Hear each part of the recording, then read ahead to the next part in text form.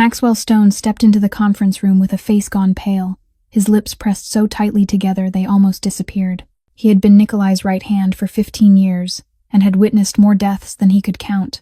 Yet at this moment his hands still trembled slightly as he lifted the phone. 90 seconds, he said, his voice hoarse and strained. Reed has been poisoned. The doctors say he'll live, but he can't speak for at least 2 weeks. His vocal cords were damaged. The room seemed to have all the air sucked out of it. 12 men, each of whom had killed without hesitation, suddenly looked small and helpless, like lost children.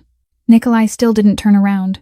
He stared out the window, down at the city 32 floors below, where millions of people were living their ordinary lives, unaware that up here an empire was starting to sway. "Who did this?" he asked, his voice low and even, like a machine. "We're investigating," Maxwell replied. "But right now the problem is the call with Benedetti. There's no one to translate." Nikolai finally turned around. His gaze swept across the room like a razor blade, forcing each man to lower his eyes. "Who in this room speaks Italian?" he asked. It wasn't a question. It was an order. Silence followed. The kind of heavy silence where you could hear every heartbeat. 60 seconds, Maxwell reminded them, his voice tight as a drawn wire. Henderson, the salt-and-pepper-haired man sitting closest to the door, suddenly raised his hand. The entire room turned to look at him, a flicker of fragile hope passing between them. "I know a little Italian," he said, his voice shaking. Nikolai raised an eyebrow. "How little is a little?" Henderson swallowed. "I know how to order pizza. Una pizza margherita, per favore, and thank you. Grazie." He tried to smile, but the smile died on his lips when he saw Nikolai's eyes. "If you say that to Carlo Benedetti," Nikolai said slowly, each word like a nail being driven into a coffin, "I'll personally cut out your tongue and send it to your wife as a birthday gift." Henderson went white, dropped his hand, and shrank into his chair as if he wanted to disappear. 45 seconds, Maxwell said. "Call a translation company," Nikolai ordered. "No one is answering, sir." "We've called 7 companies." Nikolai ground his teeth. "There are 300 people in this building. Not one of them speaks Italian." "We've asked," Maxwell replied, his voice almost desperate. "No one does." Nikolai walked toward the conference table, each step like a hammer striking stone. He stared at the sleek black phone resting at the center of the table, the phone that would ring in less than a minute, the phone carrying an $80 million contract and control of the transatlantic shipping route. 30 seconds, Maxwell said, his voice sounding like a death bell. The room sank into silence. No one dared breathe too loudly. No one dared move. 12 of the most powerful men on the East Coast of the United States stood there like statues, helpless before a problem so absurdly simple it was humiliating. They could kill, they could wipe out an entire bloodline with a single phone call, but none of them could speak one complete sentence in Italian. And at that exact moment, at the most desperate second of all, the glass door of the conference room suddenly swung open. But let us go back a few seconds earlier, before the glass door opened, when Clara Whitmore was still standing outside in the hallway with her cleaning cart. She stood there, right in front of the thick glass door that looked strong enough to stop bullets, staring into the conference room, where the 12 most powerful men in the city were panicking. She shouldn't have been there. She knew that. The 32nd floor wasn't a place for people like her. People who pushed mop carts, people who cleaned up blood after midnight, people the bosses looked straight through as if they were air. Clara looked down at her hands. Hands wrapped in yellow rubber gloves, nails cut short, hardened by 4 years of holding brooms and buckets. Hands that had once been broken by the man she used to love. Hands that had dug her mother's grave in the cheapest cemetery in the city because she didn't have enough money to buy a more decent place. The hands of a loser, she thought bitterly. The hands of someone invisible, but also the hands that had turned every page of Italian grammar books every night for 3 years. The hands that had written hundreds of essays in Italian that no one had ever read. The hands that had recorded every fragment of dialogue, every coded phrase, every threat she overheard in the rooms she cleaned. "Walk away," the voice of reason echoed in her head. "This isn't your business. You're a janitor. You mop floors. That's your job. Push the cart and forget what you saw." Clara tightened her grip on the handle of the cleaning cart. She should listen. She knew she should listen. In this world, people like her weren't supposed to draw attention. Attention meant danger. Attention meant death. Her father had died because he drew attention, because he got involved with people he never should have been involved with. Her mother had died because there was no money for treatment after her father was gone. And she She had almost died at the hands of the man who once promised he'd love her for life. Walk away, the voice of reason repeated, more urgently this time. You don't owe them anything. They've never seen you. They'll never see you. You're just a shadow in this building, and a shadow shouldn't try to become a person. But her feet didn't move. She stood there, staring through the thick glass, watching Nikolai Ravenna stand frozen like a statue, watching Maxwell Stone bite his lip until it bled, watching Henderson shrink into himself after the stupid joke about pizza. And then she saw what made her heart tighten. The corner of the room, a small figure curled up on a chair far too large for her tiny body. A little girl, maybe around 7 years old, hair black as ink, bent over a sketchbook, scribbling something with colored pencils. No one was looking at her. 12 men were panicking, and not one of them remembered there was a child in the room. Clara knew that girl. Mia Ravenna, the boss's niece, the daughter of the younger brother who had died in a Mafia war 3 years earlier. Clara had seen Mia many times while cleaning, always sitting alone in some corner, always drawing, always forgotten, as if she were invisible just like Clara. 20 seconds. She heard Maxwell's voice through the crack in the door. Clara's heart began to race. She looked at Mia, at the child no one saw, and suddenly she saw herself at 7 years old, alone, afraid, invisible. 15 seconds. You'll die if you step in there, the voice of reason screamed. They're Mafia. They kill without hesitation. You're just a janitor. If you fail, they won't fire you. They'll kill you. 10 seconds. Clara looked at her hands one last time. Janitor's hands. Calloused hands. Hands that had lost everything and had nothing left to lose. Then she looked up, straight into the room full of monsters, and did the most reckless thing she had ever done in her 27 years of life. She pushed the door and stepped inside. The glass door clicked shut behind Clara. A soft sound, but in the silence of that room it rang out like a gunshot. 12 heads turned at once. 12 pairs of eyes fixed on her. 12 faces shifted from panic to surprise, then from surprise to something Clara had known all too well for 27 years of her life. Contempt.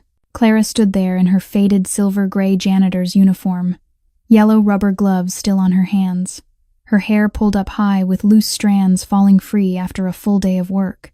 She looked like something that didn't belong in that room, like a stain on an expensive Persian carpet, like a system error in the perfect machine of power and violence. Henderson was the first to break the silence. He let out a snort, the kind people make when they see something both ridiculous and pitiful. Then his laughter burst out, shrill and cruel.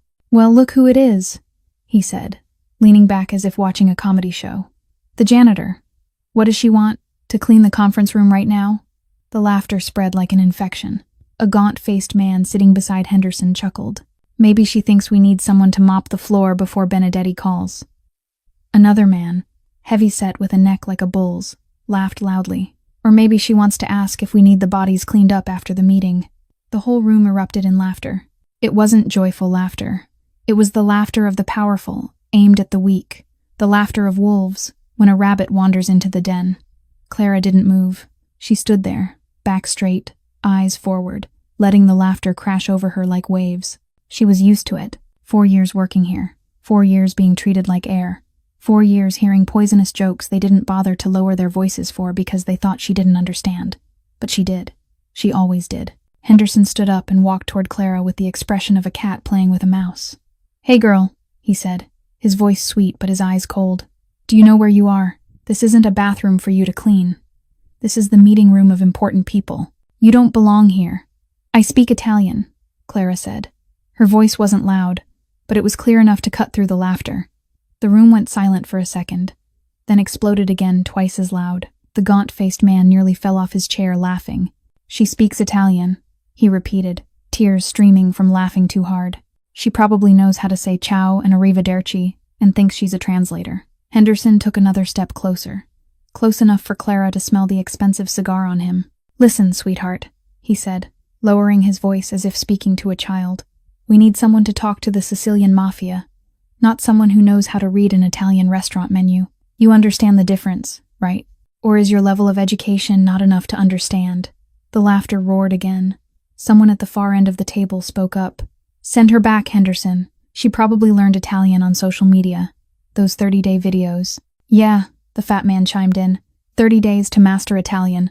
100% money-back guarantee." The room shook with laughter. Henderson turned to the others, grinning as if he'd just told the funniest joke of his life. But Clara still didn't move.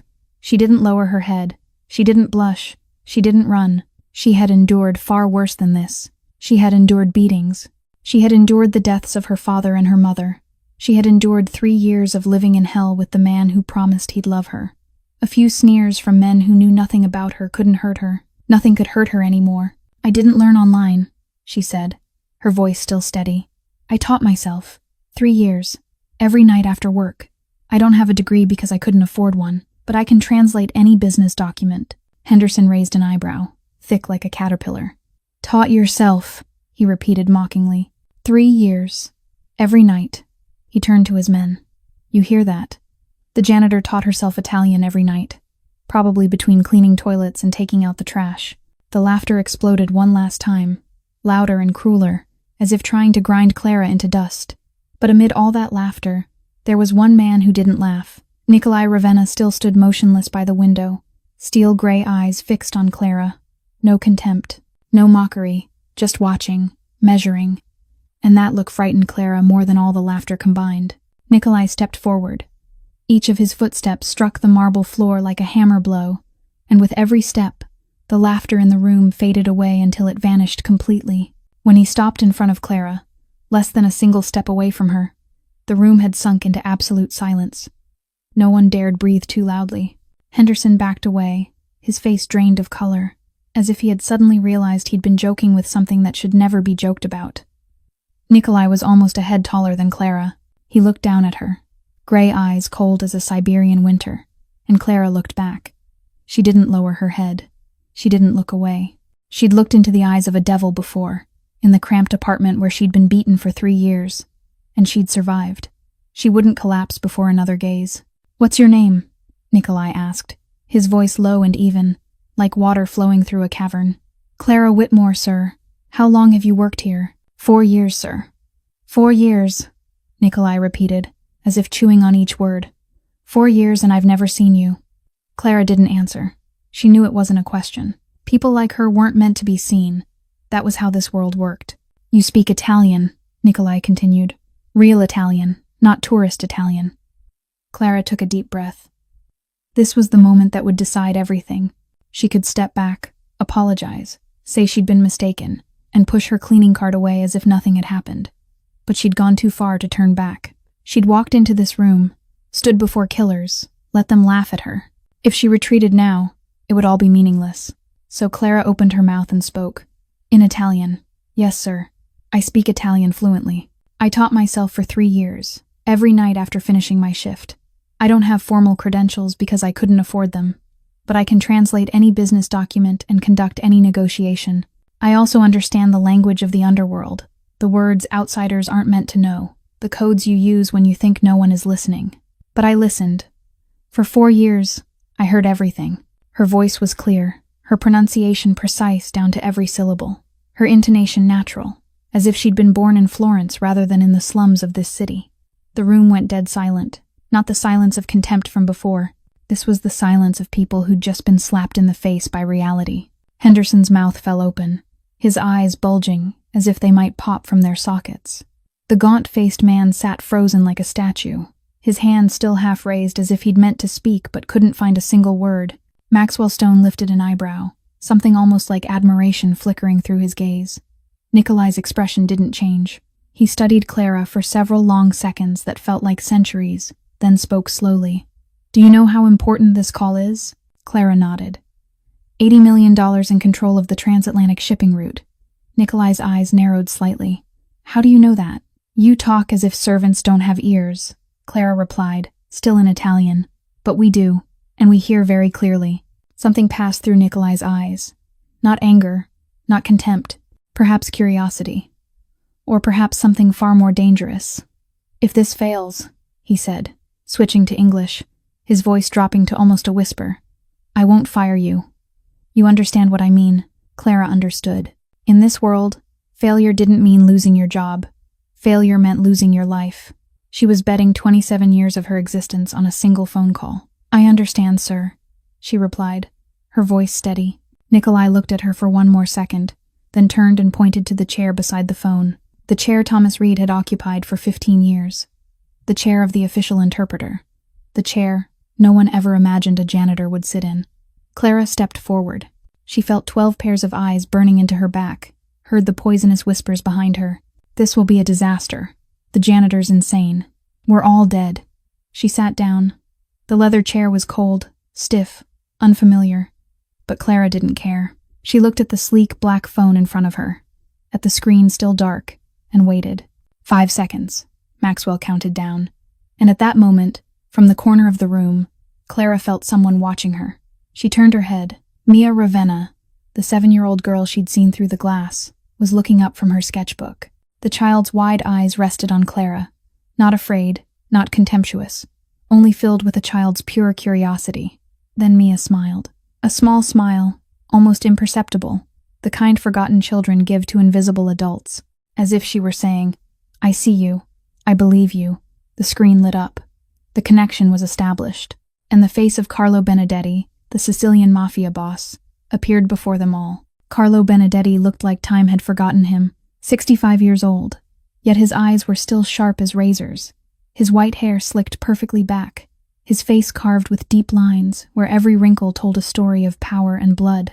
He sat in a room overlooking the Sicilian Sea, the late afternoon sunlight behind him forming a halo around his silhouette, as if he were a saint, rather than a man who had ordered hundreds of deaths over 40 years of ruling the underworld. Beside Carlo sat a younger man, perhaps around 40, with sharp features and eyes filled with open disdain. Francesco Benedetti, Carlo's son and heir, notorious for his temper and his habit of looking down on everything that didn't belong to Sicily. "Buonasera," Carlo said at last, his voice slow, as if savoring each word. "I see there has been a change in your conference room, Nikolai. Where is Mr. Reed? I rather miss his boring face." Clara translated immediately, her tone steady and professional. But she didn't translate words alone. She translated the way Carlo paused before saying Reed's name, the way he stressed the word change, the way his aged eyes swept across the room as if counting every man present. He knew. Clara was certain of it. Carlo Benedetti knew Reed had been poisoned, and he was testing how Nikolai would respond. Nikolai didn't flinch. Mr. Reed had an unexpected health issue, he replied in English, for Clara to translate into Italian. "We have a replacement," Clara translated, but she added something subtle, a firmness in the voice, a confidence the original sentence didn't quite carry. She knew that in this world, weakness was death. If Carlo smelled blood, he'd strike. Carlo tilted his head, eyes narrowing slightly as he studied Clara through the screen. "A replacement," he repeated in Italian, his tone loaded. "A young woman. Have you hired a new interpreter? Or are you testing my patience, Ravenna?" Clara translated word for word, adding nothing, taking nothing away. She knew Nikolai needed to hear exactly what Carlo said, needed to grasp the suspicion, and perhaps even the insult woven into that question. "She's competent," Nikolai replied coolly. Clara translated into Italian, and this time she let a faint edge slip into her voice, as if daring Carlo to doubt it further. Francesco laughed, a rough sound full of contempt. He spoke quickly in Italian, deliberately, to see if Clara could keep up. "Competent. She looks like she just walked out of a cleaning closet. Is Ravenna so poor now that he's using servants as interpreters? Or is your empire collapsing faster than we thought?" Clara translated every word, her voice still flat, still controlled. She saw Henderson and the others tense, despite not understanding Italian. They recognized the insult from Francesco's tone and laughter, but she also saw something else. She saw the way Carlo shot his son a displeased glance, the slight shake of his head, as if warning Francesco not to talk too much. Carlo turned his gaze back to the screen, and this time he spoke more slowly, more carefully, as if placing stones one by one in a chess match. "I hear there's trouble inside your organization, Nikolai. People are saying there's a traitor. People are saying someone is selling information to your enemies. People are saying you no longer have control over your own men." Clara translated, but she did more than that. She translated what Carlo didn't say. She translated the way he emphasized "people are saying," as if he knew for certain rather than merely hearing rumors. She translated the pauses after each sentence, letting the words sink in like poison. She translated his gaze, the way he looked at Nikolai as if saying, "I know you're weak and I'm deciding whether to strike." When Clara finished translating, she added quietly in English, her voice low enough that only Nikolai could hear. "He's testing you. He knows about Reed. He might know more than that." Nikolai didn't look at her. but she saw his jaw tighten slightly. He understood. Rumors are for the weak-minded, Nikolai replied, his voice cold as ice. I don't care about rumors. I care about the $80 million contract in front of us. Does Mr. Benedetti want to discuss gossip, or does he want to do business? Clara translated into Italian, letting her voice carry the weight of authority. Not her authority, but Nikolai's. She was his voice now, and she wouldn't let that voice tremble. Carlo stared at Clara through the screen, and for the first time, a small smile appeared on his lips. This girl is interesting, he said in Italian, as if speaking to himself. Very interesting. Francesco didn't like being ignored. It showed clearly on his face when his father focused his attention on the interpreter girl instead of the negotiation itself. He leaned forward, his eyes black as tar, staring at Clara through the screen with undisguised contempt. Let me tell you this, girl, Francesco said in Italian, slow and dripping with poison. You may fool my father with a few memorized Italian phrases, but you won't fool me. I see exactly who you are, a servant trying to play the game of powerful men. Do you know what happens to servants who try to climb onto their master's table? They get kicked back to the ground and crushed. Clara translated every word, her voice still completely devoid of emotion. She had heard worse than this. She had been called names far uglier than these. Her former man had called her useless, trash, something not worth living, before beating her black and blue. Compared to those words, Francesco's insults were nothing more than wind brushing past her ears. But then Francesco added more, and this time he smiled. The smile of someone who believed he held the knife while the other stood empty-handed. I wonder what you did to earn that seat. A new interpreter, or something else. Maybe Ravenna needed someone to warm his bed at night and you were the cheapest option available. The room froze. Henderson and the others didn't understand Italian, but they understood Francesco's tone, the malicious laughter behind his words. Maxwell's hand tightened on the back of his chair.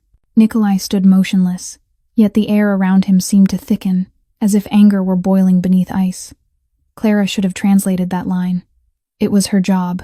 Translate everything, add nothing, subtract nothing, judge nothing, but she didn't translate. Instead, she spoke directly to Francesco, in Italian, without passing through anyone. Young Mr. Benedetti, she said, her voice calm as if discussing the weather. In your world, I understand that men often use insults toward women to cover their own insecurities. But I also understand that those who talk the most are usually the ones who do the least. You say, I am a servant trying to climb onto my master's table. Perhaps you're right, but at least I climbed there on my own feet. You, on the other hand, have been sitting on your father's shoulders for 40 years and calling it success. Francesco went pale. His jaw clenched so tightly that Clara could hear his teeth grinding through the microphone. You dare, he roared, leaping to his feet. Do you know who you're talking to? I could order your entire family killed in a single breath. I don't have a family, Clara replied, her voice still unwavering. My father is dead. My mother is dead. I have nothing left to lose, and people with nothing left to lose are the most dangerous of all. Sir, you should remember that. A deadly silence fell over both sides of the screen. Francesco stood there, his face flushed with rage, fists clenched tight. But before he could say another word, a sound broke the tension. Laughter. Carlo Benedetti was laughing. Not mocking laughter, not contemptuous laughter. It was real laughter, rising from deep in his chest, the kind of laughter that comes from witnessing something unexpected and delightful. He slapped his hand on the table, shoulders shaking as he laughed. Meravigliosa, he exclaimed. Magnificent. This girl has fire. Francesco turned to his father in disbelief. Father, he began. She just gave you a lesson you should have learned 20 years ago. Carlo cut in, his voice still threaded with laughter. Never underestimate someone because of their position, and never threaten someone who has nothing left to lose. He turned back to Clara on the screen, eyes still sharp as knives, now carrying something almost like respect. What's your name, girl? Clara Whitmore. Sir, Clara. Carlo nodded, as if carving the name into his memory. I'll remember that name. Ravenna, he said, turning his gaze to Nikolai. Where did you find her? She came to me, Nikolai replied, and for the first time Clara heard something different in his voice. Not quite respect, but no longer indifference either. He was looking at her, truly looking, not looking through her like a piece of furniture, but looking at her. As if for the first time, he realized she was a person. Francesco refused to concede. The humiliation he had just suffered poured fuel onto the fire of his pride, and he decided he had to prove that this girl was nothing more than a parrot.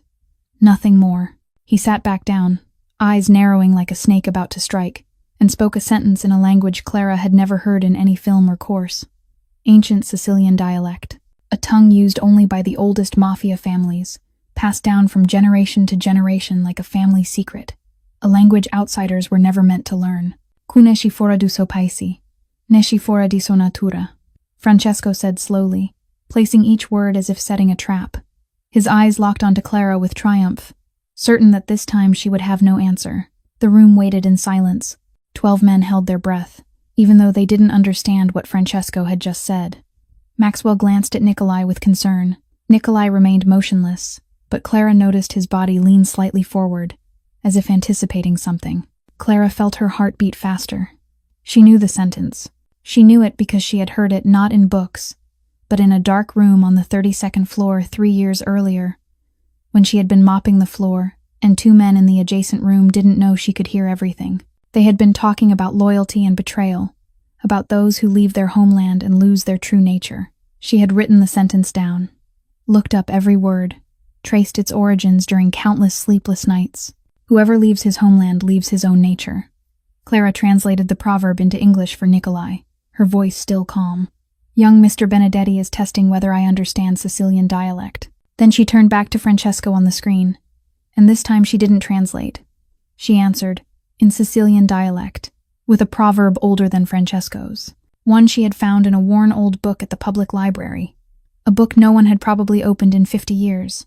"U shekyu chi camina vati u cavadu chi sta fermu," she said, pronouncing every syllable with the precision she had practiced hundreds of times alone in her cramped apartment. "A donkey that walks is worth more than a horse that stands still." Francesco's face contorted. His eyes widened, his jaw dropped, and for a moment the heir to the Sicilian Mafia empire looked no different from a child who had just had his toy stolen. He turned to his father as if searching for an explanation for the inexplicable. Carlo Benedetti said nothing. He simply looked at Clara, and this time the smile on his lips had changed into something else. Amusement gave way to genuine respect. "Where did you learn this?" he asked in standard Italian, his voice carrying real curiosity. "In places where people often forget that servants have ears, sir," Clara replied. And during long nights, when there was nothing else to do but study, Carlo nodded slowly, as if her answer confirmed something he had long suspected. Then he turned to Nikolai, and when he spoke, his tone had completely changed.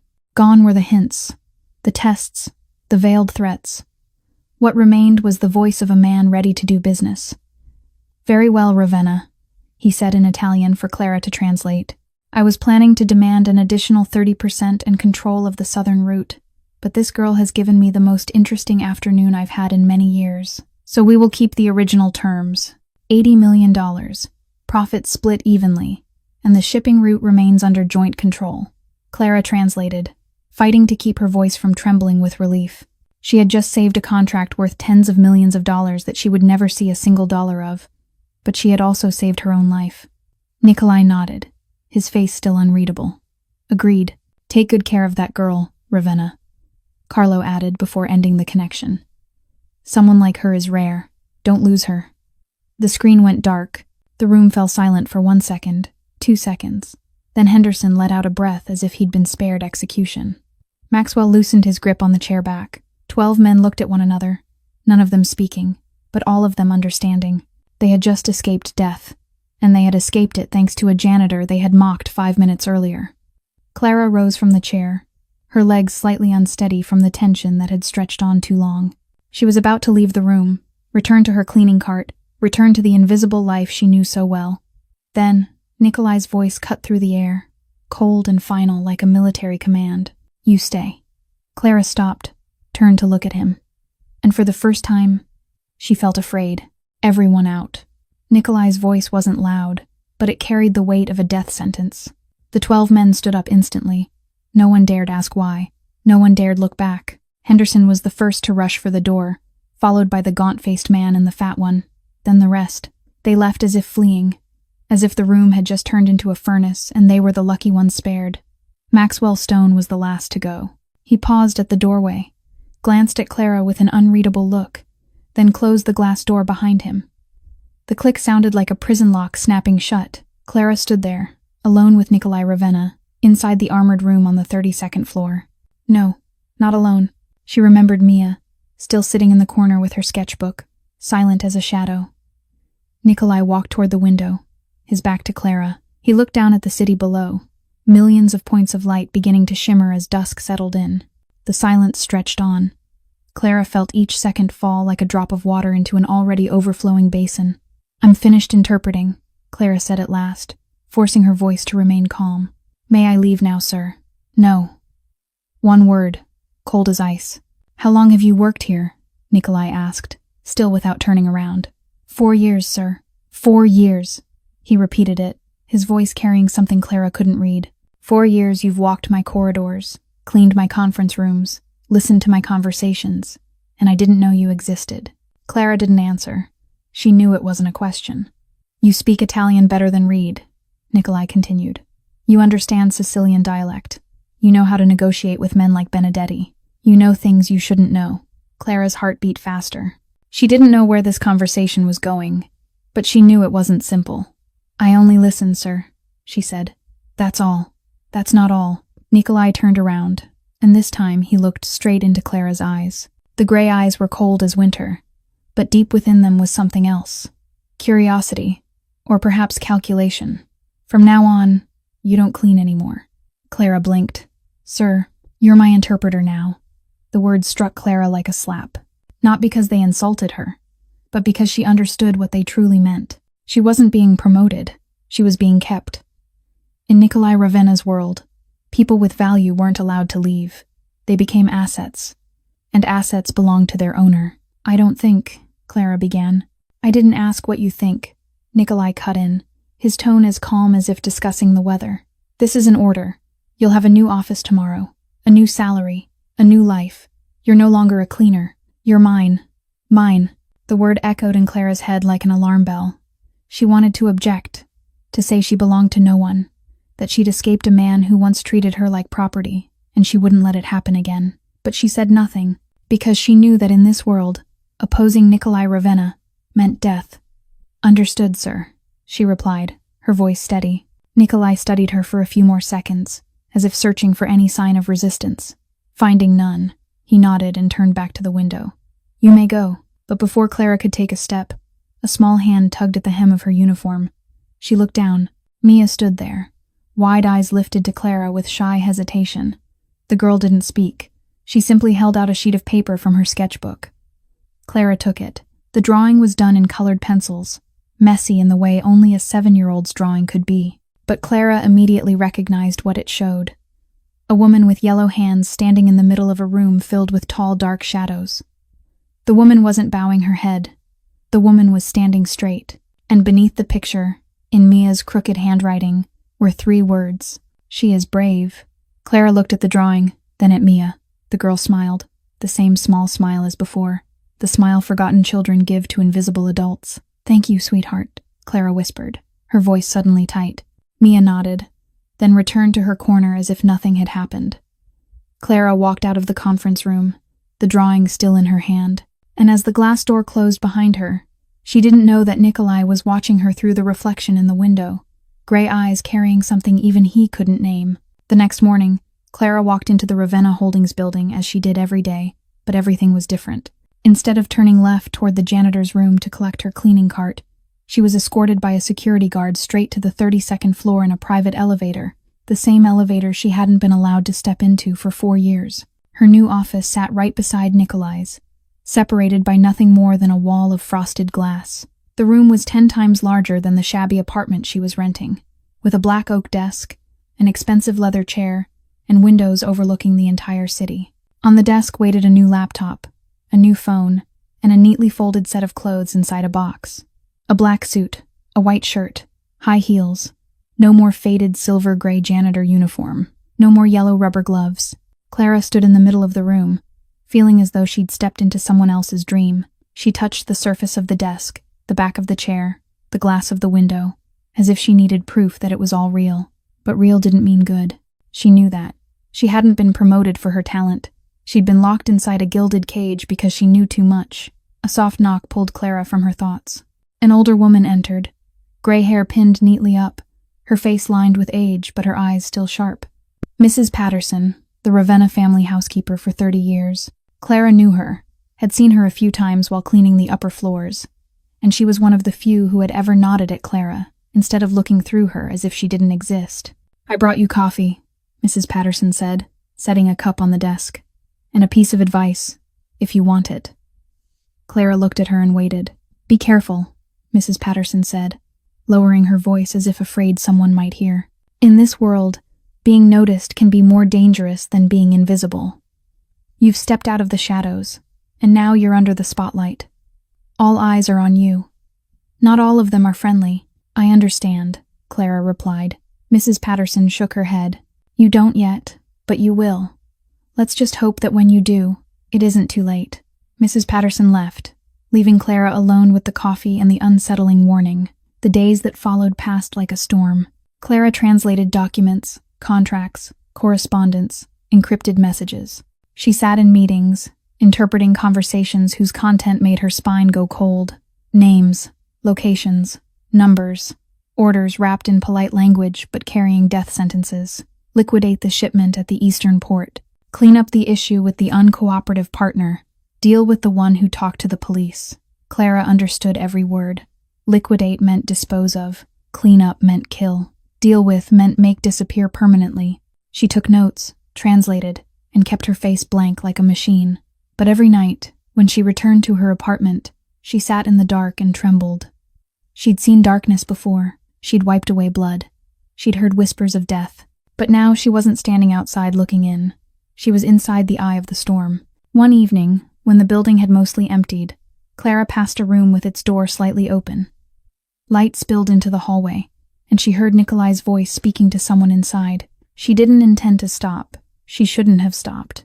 But her feet slowed when she heard the name. Reed. Thomas Reed. The interpreter who'd been poisoned. "It wasn't an outsider," Maxwell's voice said. "We've checked. The poison came from inside. Someone in the organization wanted to sabotage the negotiations with Benedetti." Clara held her breath, pressing her back against the wall outside the door. "Find him," Nikolai said, his voice cold as ice. "And when you do, bring him to me. I want to handle it myself." Clara slipped away, her heart pounding in her chest. She'd seen something she shouldn't have seen, heard something she shouldn't have heard. And in Nikolai Ravenna's world, people who knew too much didn't live long. Mia began appearing in Clara's office on the third day. She didn't knock or ask permission. She simply pushed the door open, clutching her sketchbook to her chest, and sat down on the sofa in the corner as if it were the most natural thing in the world. Clara looked up from the stack of documents, about to say something, but Mia had already bent over her sketchbook and started drawing, completely ignoring Clara's presence. So Clara said nothing. She kept working, Mia kept drawing, and the room settled into a strange silence that neither of them felt the need to break. On the fourth day, Mia came again. On the fifth day too, then the sixth, the seventh, and every day after that. The girl never spoke much, only occasionally asking Clara how to pronounce an Italian word, or holding up her newest drawing for Clara to see. Clara slowly understood. Mia wasn't coming because she wanted something. Mia came because she had nowhere else to go.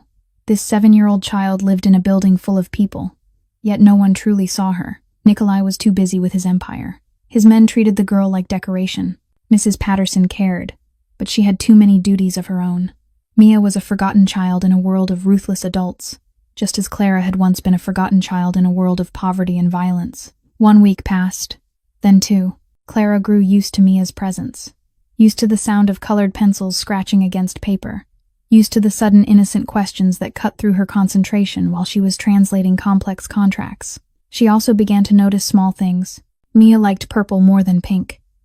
Mia was afraid of thunder but not of men carrying guns. Mia never spoke about her mother, and never asked about her father, as if she had learned not to expect anything from the people who were supposed to love her.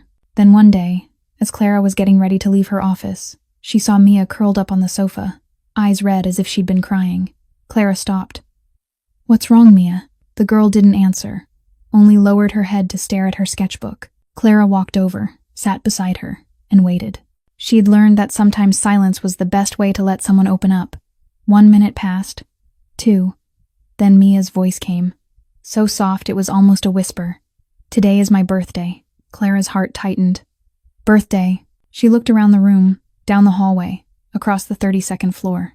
There were no balloons, no cake, no sign at all that today was a special day for a 7-year-old child.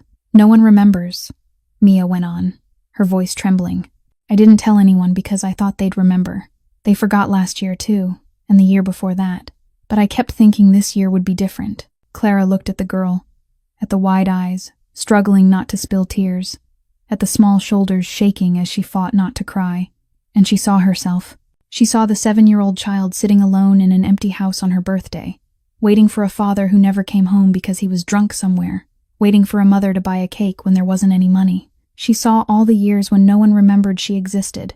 "What kind of cake do you like?" Clara asked. Mia looked up, eyes wide with surprise. "Cake. Birthday cake. What flavor do you like?" "Chocolate," Mia replied, still sounding unsure, with strawberry cream on top. "Wait here. Don't go anywhere."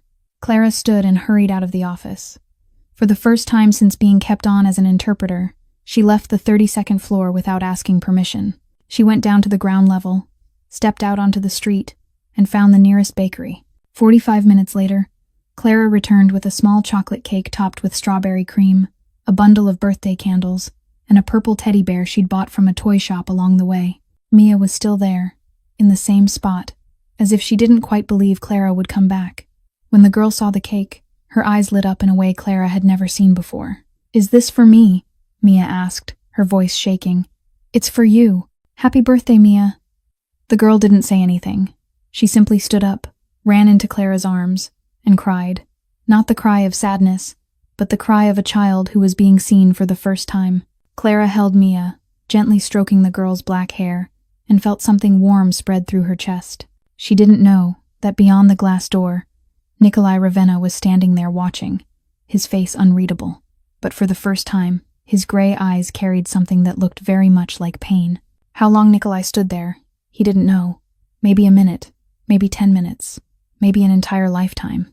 He watched through the glass as Clara placed candles on the small cake, watched Mia blow them out with eyes bright as stars, and then he heard a sound he had forgotten long ago. Mia's laughter. Not the polite laughter children give when adults ask them to laugh, not the forced laughter when someone tries too hard to be funny, but real laughter, clear and ringing, the kind of laughter children are meant to have, but that Mia hadn't had for 3 years since her father died. Nikolai felt something stab sharply in his chest, in the place where his heart should have been if he still had one. He had forgotten his niece's birthday. Not once, not twice, but 3 years in a row. 3 years he had allowed Mia to live like a shadow in his own building, giving her everything material but denying her the one thing she needed most: attention, care. An adult who saw her as a child rather than decoration. And now, a janitor he hadn't even known existed 2 weeks ago had done what he hadn't managed to do in 3 years. She had made Mia laugh. Nikolai retreated into the shadows, letting no one see him, and walked away. But the image stayed with him all day like a ghost that refused to leave. That night, when the entire building had fallen silent, Nikolai noticed that the light was still on in Clara's office. He didn't know why his feet carried him there. He didn't know why he pushed the door open without knocking. He only knew that he needed to see her, needed to speak to her, needed to understand how a woman with nothing could do what he, with all his power and money, could not. Clara looked up from her stack of documents, not appearing surprised to see him. She simply looked and waited, as if she were used to Nikolai appearing without warning. "You're still awake," he said. Not a question. "So are you, sir." Nikolai stepped inside and closed the door behind him. He didn't sit. He stood by the window, looking out at the sleeping city. The silence stretched on. It wasn't uncomfortable. It was just silence. "You organized Mia's birthday," he finally said. Clara didn't answer right away. "Yes, sir." "Why?" "Because no one else did." The answer was so simple it was cruel. Nikolai felt it like a knife driven straight into his chest. He turned to look at Clara, at the woman sitting under the warm light with calm eyes that held no fear. "You worked for me for 4 years, he said. "You know what kind of man I am. You know the things I do, the people I've killed. Why aren't you afraid of me?" Clara set her pen down and met his gaze. In 4 years, no one had dared look at him like that. As if he were just an ordinary man, not a monster, not a boss, not someone with the power of life and death. Because I've already lost everything that can be lost, sir, she replied. My father died when I was 19 because he got involved with people like you. My mother died 2 years later from poverty and illness. I was beaten for 3 years by the man I once loved. I've seen hell, sir. I've lived in it. Fear is a luxury for people who still have something to lose. I don't have anything left. Silence. Nikolai stood there, looking at Clara, and for the first time in many years, he didn't know what to say. You're wrong, he finally said, his voice lower than usual. You still have one thing left to lose. Your life. Clara didn't look away. A life with nothing to live for. Is it worth keeping, sir? Nikolai didn't answer. He couldn't, because the question touched something deep inside him, something he had buried since his mother took her own life, since his father was murdered, since his wife betrayed him. He had lived like a walking corpse for years, living for power, for revenge, for momentum. But had he ever truly lived? You're different from everyone I've ever met, Nikolai said, his voice carrying something he himself didn't recognize. You should hate people like me, people who destroyed your life. But you don't. Hatred doesn't change the past, sir. It only burns the person who carries it. I chose to let go, not because I forgive, but because I want to live, not just exist. Nikolai looked at her for a long time, then turned and left the room without another word. But as the door closed behind him, he knew something had changed. The ice that had encased him for so many years had just shown its first crack. 3 weeks had passed since that night. 3 weeks during which Clara felt a subtle change in the way Nikolai looked at her. No longer the look that passed through her as if she were an object. No longer the calculating gaze reserved for an asset. It was the look of someone trying to understand something he had never encountered before. But that fragile calm shattered one afternoon, when the elevator doors on the 32nd floor slid open and a woman stepped out. She was beautiful in a way that made people hold their breath. 34 years old, honey blonde hair, eyes blue as the Caribbean Sea, a body sculpted like marble beneath designer dresses. But Clara, who had learned to read people during years of living with violence, saw something else beneath that perfect beauty. Danger. The kind of danger carried by venomous snakes disguised in brilliant colors. Natasha Volkov, someone whispered in the hallway. The boss's ex-wife. Clara stiffened.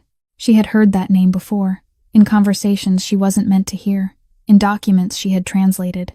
Natasha Volkov, the woman who had been Nikolai Ravenna's wife for 2 years, the woman who sold information to a rival mafia, the woman who had nearly cost Nikolai his life in an ambush 5 years earlier, and Nikolai had spared her, the one decision Maxwell said he regretted to this day. Natasha walked as if she were still the mistress of the building, as if 5 years of exile had never happened. She didn't look at anyone, didn't greet anyone, just headed straight toward Nikolai's office with the confidence of someone who knew she still held power. But halfway there, she stopped, right in front of Clara's office door. Blue eyes swept over Clara with undisguised contempt. "Oh," she said, her voice clear as crystal but sharp as a blade. "Servants get offices now. Has Ravenna fallen this far?" Clara didn't answer. She was used to insults, but she wasn't used to the chill that crawled up her spine when she met Natasha's eyes. They were the eyes of someone without a soul, eyes that could smile while plunging a knife into someone's back. Natasha snorted and walked on, leaving Clara with a racing heart and icy hands. 20 minutes later, shouting erupted from Nikolai's office. Not Nikolai's voice. He never shouted. It was Natasha's, shrill and furious. "I have rights. Mia is my niece. By law, I can demand guardianship." Clara stood and stepped into the hallway. She shouldn't listen. She knew she shouldn't, but she was worried about Mia. She had seen Natasha's eyes, and she knew this woman loved no one but herself. "I don't want the child." Nikolai's voice rang out, cold as ice. "What do you want? Money, power, or a way to get close to me again and finish what you didn't 5 years ago?" Silence, then Natasha's laughter, light and chilling. "You're still angry about that, Nikolai. It's been 5 years. I've changed. I just want the child to be properly cared for.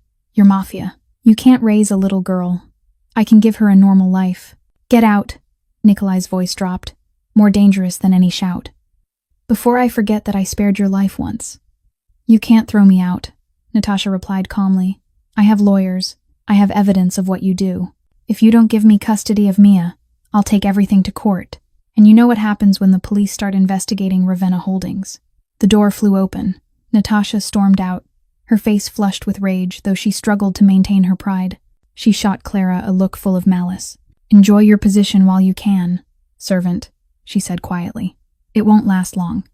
Then she stepped into the elevator and vanished. Clara stood there, her heart pounding, trying to process what she had just heard. But before she could think, a small figure ran toward her from the end of the hallway.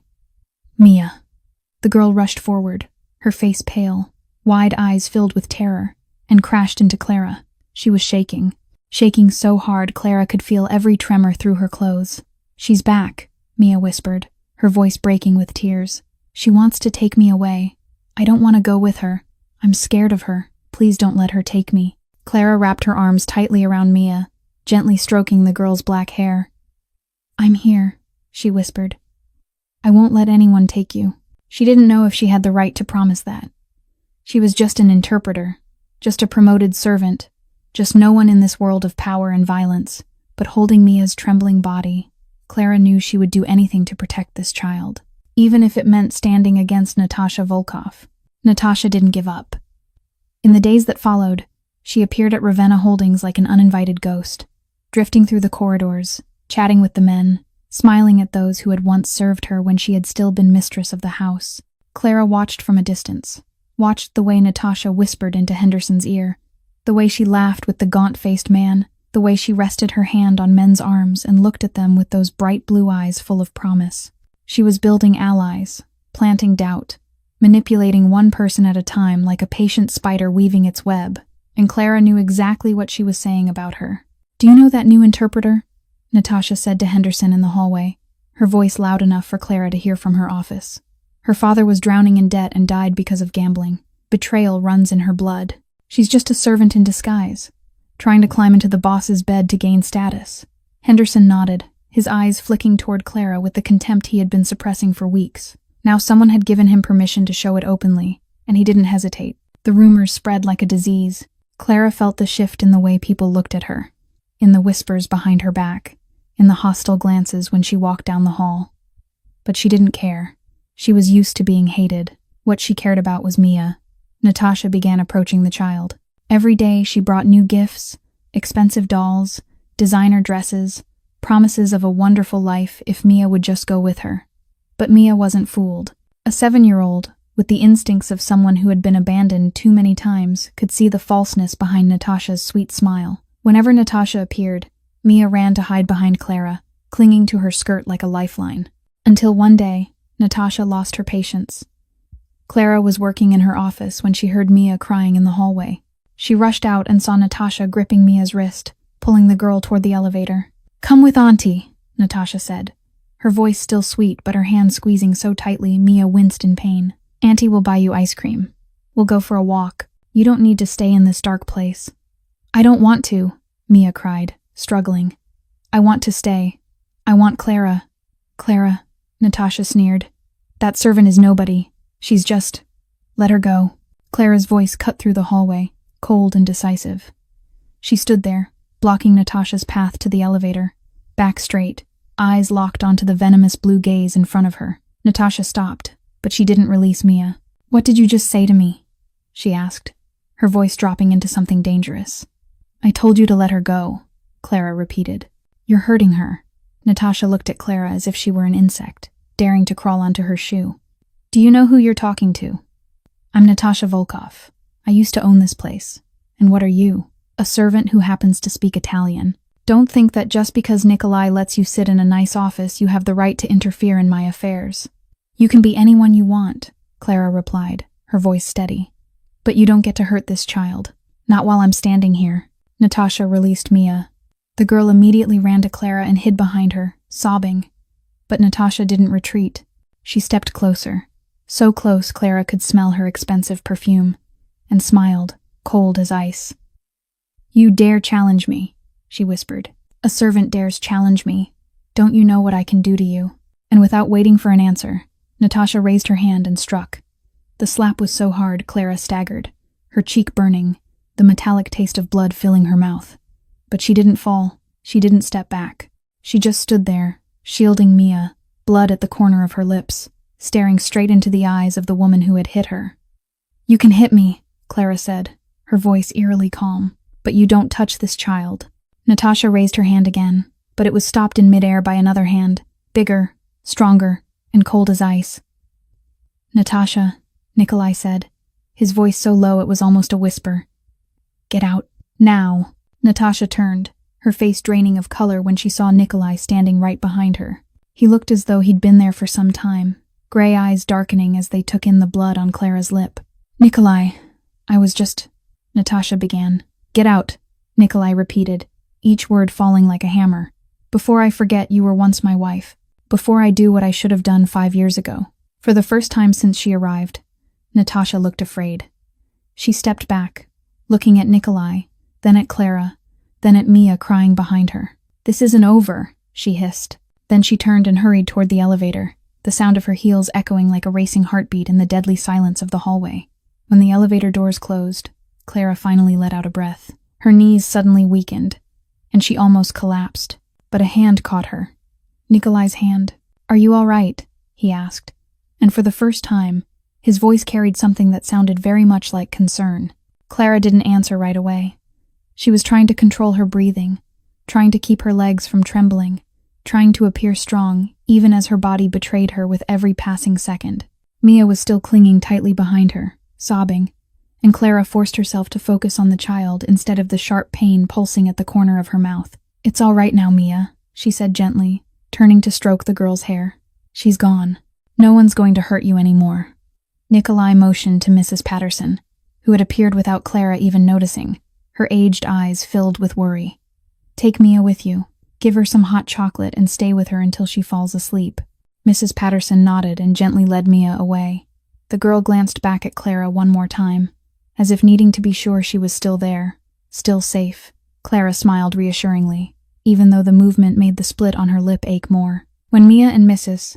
Patterson disappeared around the corner, Nikolai turned back to Clara. "Come with me," he said, not an invitation but an order.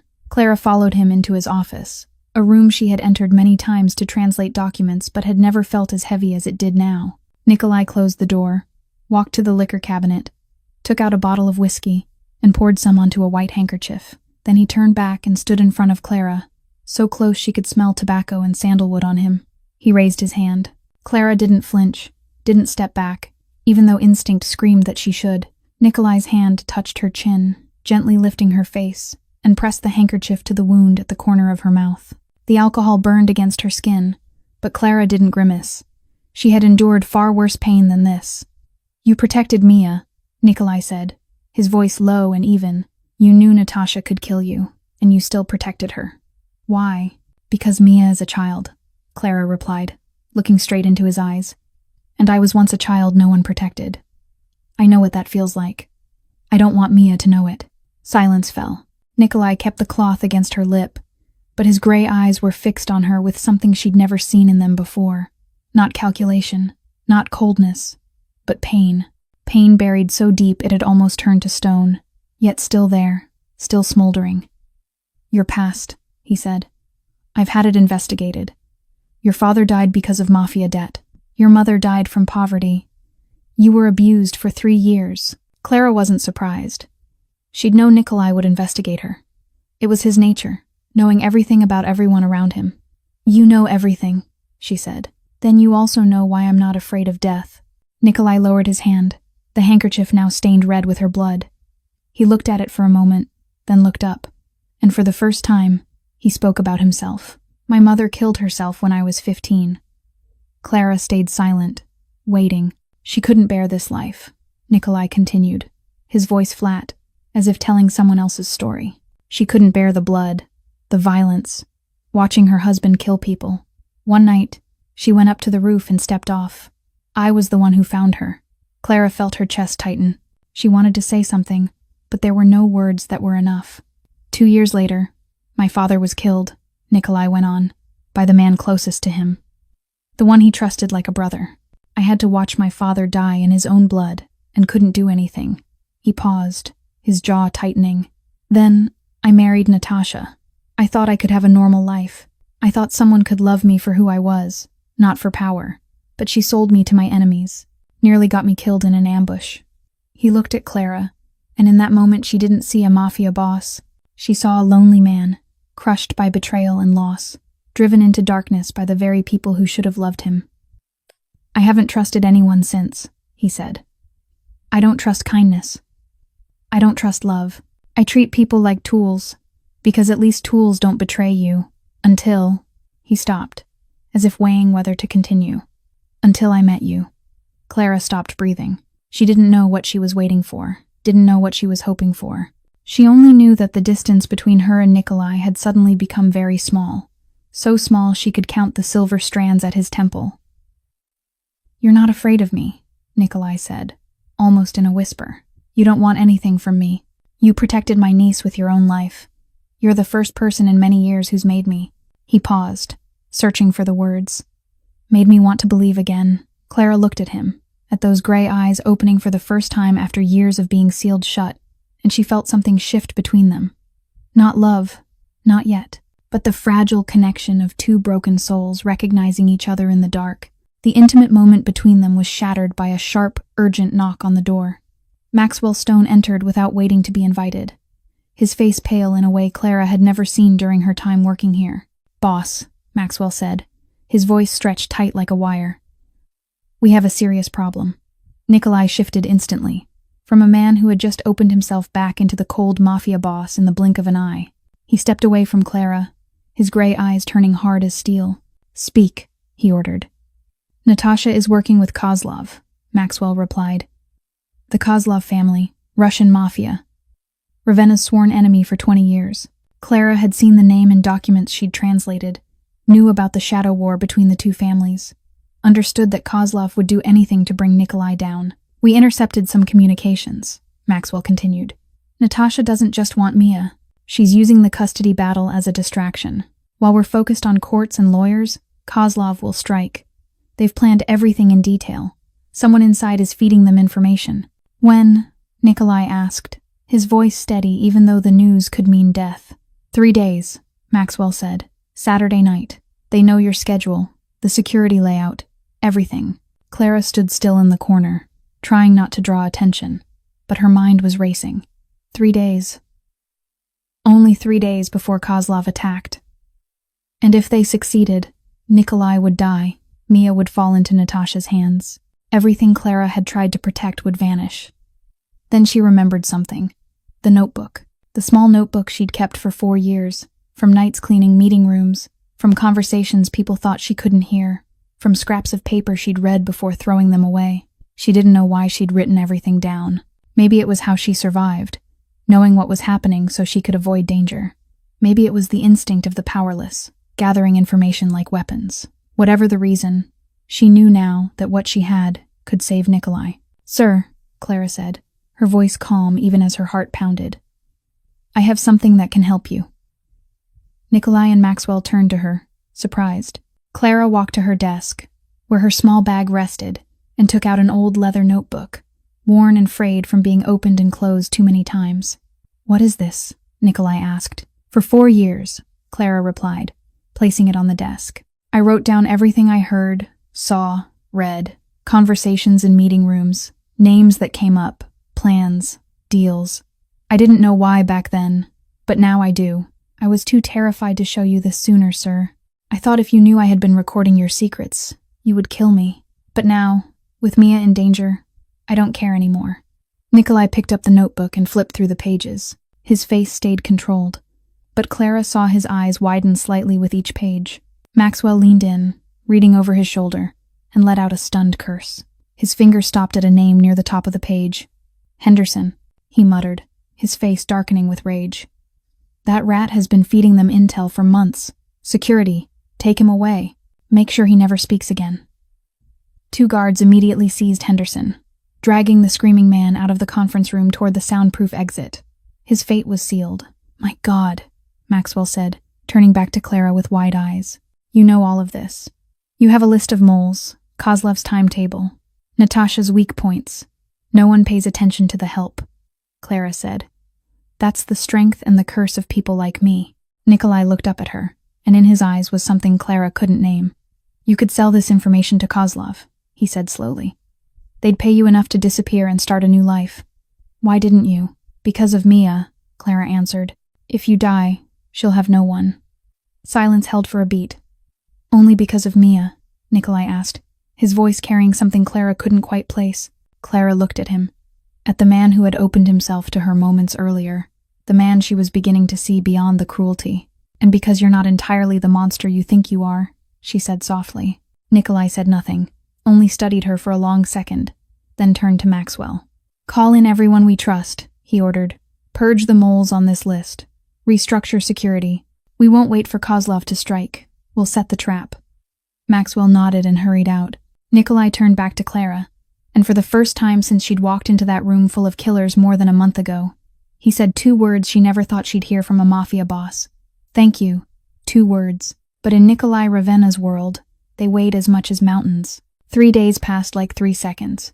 Clara spent most of that time with Mia, trying to keep the little girl calm, while outside the safe room the entire organization prepared for war. Saturday night arrived faster than she expected. The first gunshot rang out at 11 o'clock at night, tearing through the building's silence like lightning in a clear sky.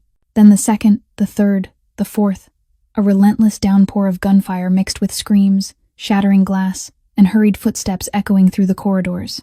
Kozlov had come, but they didn't know that Nikolai was waiting for them. Clara held Mia tightly in the safe room deep in the basement, where Nikolai had taken them before the fighting began. The room was built of reinforced concrete, the door half a meter thick, strong enough to withstand a bomb. Still, Clara trembled, not for herself, but for Nikolai out there amid bullets and death. Clara, Mia whispered, her voice shaking. Is Uncle Nikolai okay? He'll be fine, Clara replied, forcing her voice steady while her heart felt like it might burst. He's very strong. The gunfire continued above them, sometimes close, sometimes distant. Clara counted each explosion, trying to guess how the battle was unfolding. She didn't know how much time passed. Maybe 10 minutes, maybe an hour, maybe a lifetime. Then the gunfire stopped. The sudden silence was more terrifying than the noise. Clara held her breath, tightened her arms around Mia, and stared at the steel door. She waited. She waited for Nikolai's familiar footsteps. She waited for his low voice saying everything was over.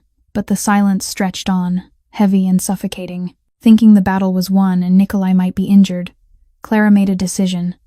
Trembling, she unlocked the heavy steel door and pushed it open. But as she stepped into the corridor, a figure emerged from the shadows. Natasha Volkov stood there, a gun in her hand, blood smeared across her cheek, blue eyes blazing with the madness of someone who had nothing left to lose. "Hello, servant girl," Natasha said, her voice trembling with rage and perhaps fear. "It seems our plan didn't go as expected. Kozlov failed. My men are dead, but at least I'll take what I want." Clara stood, pushing Mia behind her, shielding the small body with her own. "Drop the gun, Natasha," she said, her voice eerily calm as she stared down the barrel. "You can't escape. The building is sealed." Natasha laughed, shrill and chilling. "I know, but if I die, I won't die alone. Give me the girl, and you live." Clara didn't move. "No." Natasha tilted her head as if considering something, then aimed the gun straight at Clara's chest. "Who do you think you are?" she demanded, her voice shaking with fury. "A servant. No one will remember you if you die. No one will cry. No one will care. You're nobody." "Maybe," Clara replied evenly. "But Mia will remember, and I'd rather die so Mia keeps a good memory than live and let her suffer." Natasha's eyes darkened. Her finger tightened on the trigger. Clara closed her eyes, waiting for the shot, waiting for a death she hadn't feared for a long time. But the gunshot came from another direction. Clara opened her eyes and saw the weapon fly from Natasha's hand, blood spilling from her wrist. Natasha screamed and collapsed, clutching her wounded arm, and in the doorway of the safe room stood Nikolai Ravenna, smoke rising from the gun in his hand, blood on his face, clothes torn from the fight, but his gray eyes fixed only on Clara. "Are you hurt?" he asked, his voice hoarse with fear. Clara felt her knees give way. All the strength she'd held together for so long suddenly dissolved. She sank down, legs unable to support her, and for the first time since entering Nikolai's world, she allowed herself to be afraid. "The child," she whispered, her voice trembling. "Mia." "She's safe," Nikolai said, moving quickly to her side. "You're safe. It's over." He knelt beside her, one hand supporting her back, the other still holding the gun trained on Natasha as she groaned on the floor. Maxwell and the men rushed in, bound Natasha, and dragged her away. Mia ran forward, throwing her arms around both Clara and Nikolai, sobbing. Clara held the child with one arm and clutched Nikolai's hand with the other, refusing to let go. And in the safe room beneath the earth, amid the smell of gunpowder and blood, 3 broken souls found one another, found what they had lost long ago. Family. Clara woke up in a stark white room filled with the familiar scent of hospital disinfectant. She didn't remember when she had passed out, only the crushing exhaustion after everything ended, after Natasha was arrested, after Kozlov was destroyed, after she finally allowed herself to collapse. The first thing she saw when she opened her eyes was Mia curled up beside her on the hospital bed, arms wrapped tightly around Clara's arm as if afraid she might disappear. And in the chair in the corner of the room, Nikolai Ravenna sat there, dark circles under his eyes from lack of sleep. Yet those gray eyes were fixed on her, only on her. "You scared me," he said hoarsely. "Don't ever do that again." Clara smiled weakly. And that was the beginning of a new chapter. 2 years later, Clara stood on the stage of New York University, holding the interpreter's degree she had dreamed of for so many years. The auditorium was packed, but she saw only 2 faces in the 5th row. Mia was holding a handmade sign covered in glitter pen, the crooked words reading, "Clara is the best in the world and she is my mom." Beside the little girl, Nikolai was trying and failing miserably to keep her seated. When Clara's name was called, Mia jumped up on her chair and shouted, "That's my mom, she's the best." The entire hall burst into laughter. Clara laughed too, tears streaming down her cheeks, not from sadness but from happiness, from knowing that all the sleepless nights studying in a run-down room had finally meant something, from proving to everyone who had once mocked her that they were wrong. After the graduation ceremony, the 3 of them returned to Nikolai's apartment. Clara stepped inside and froze. Candles everywhere, fresh flowers filling the living room, the dining table set like something from the romantic films she used to secretly watch when she was still a janitor. Mia ran around, inspecting everything, grinning from ear to ear. "Do you like it, Mom? Dad prepared for a whole week." Clara turned to look at Nikolai, the man who had once been cold as ice, now standing there looking tense like a boy on his first date. Throughout dinner, Mia kept asking strange questions. "Do you like rings, Mom? Do you like diamonds or pearls? Do you want to wear a white dress?" Clara grew suspicious but didn't ask, only smiled and answered each question. After dinner, when the 3 of them were sitting in the living room, Mia suddenly shouted, "Now Dad, go!" Nikolai stood up, ran a hand through his hair, walked to the window, and then turned back. "I have a speech prepared," he said, his voice trembling slightly. "It's very good. Very romantic. I practiced all week." "Dad cried twice while practicing," Mia added. Clara laughed, and that laughter seemed to give Nikolai the courage he needed. He stepped in front of her, knelt down, and took a black velvet box from his jacket pocket. When he opened it, Clara saw a simple yet elegant ring with an amber stone shimmering in the candlelight, the same color as her eyes. "Clara Whitmore," Nikolai said, his voice low and sincere.